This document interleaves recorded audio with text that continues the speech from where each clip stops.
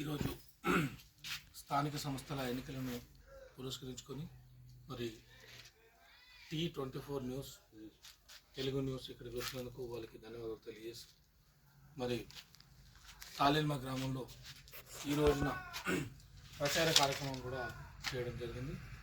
మరి అత్యధిక సంఖ్యలో మా గ్రామ ప్రజలు పాల్గొని మమ్మల్ని భారీగా మెజారిటీ ఇస్తూ గెలిపించడానికి అందరు రెడీగా ఉన్నారు.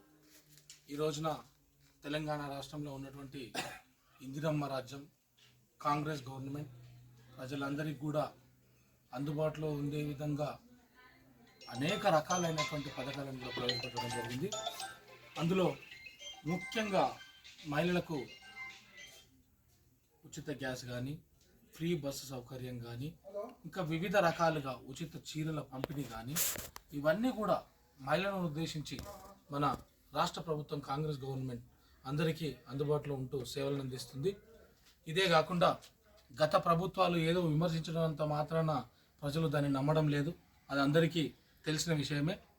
ఈ గవర్నమెంట్ అప్పుడు చేసినటువంటి అప్పులను, ఏదైతే బీఆర్ఎస్ గవర్నమెంట్ ఉన్నటువంటి చేసినటువంటి అప్పులను 6,50,000 కోట్ల రూపాయలను కూడా దానికి మిత్తులు కడుతూ ఈ రోజుటికి కొనసాగించుకుంటూ ఇంతటి అభివృద్ధిని సాధించినందుకు కూడా నేను రేవంత్ రెడ్డి సర్కార్కు, మా రేవంత్ రెడ్డి ముఖ్యమంత్రి గారికి కూడా ధన్యవాదాలు తెలియజేస్తున్నాం.